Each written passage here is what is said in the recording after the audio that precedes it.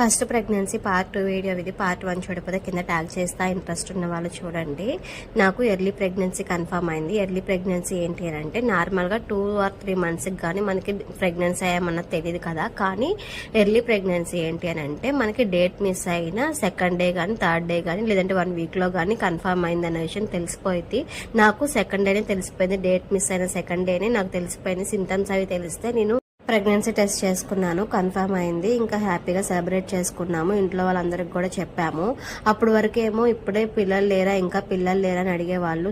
నేను ఎప్పుడైతే కన్ఫర్మ్ అయింది అని చెప్పానో అప్పుడే పిల్లలు అవసరమా మీకు అన్నట్టుగా మాట్లాడేవాళ్ళు. నాకు చాలా బాధగా అనిపించేది. ప్రతిసారి అలానే మాట్లాడితే చాలా బాధపడేదాన్ని. మా హస్బెండ్కి చెప్పుకొని మొహం మీదే అనేవాళ్ళు, ఇప్పుడే అవసరమా, కొన్ని రోజులు ఆగొచ్చు కదా అని చెప్పి. జనాలకి 2 రకాల నాలుకలు ఉంటాయి. వాళ్ళకి ఎటు వీలుగా అనిపిస్తే అటు మాట్లాడతారు. బాధ అనుభవించేది మనం కదా, మనకి తెలుస్తుంది.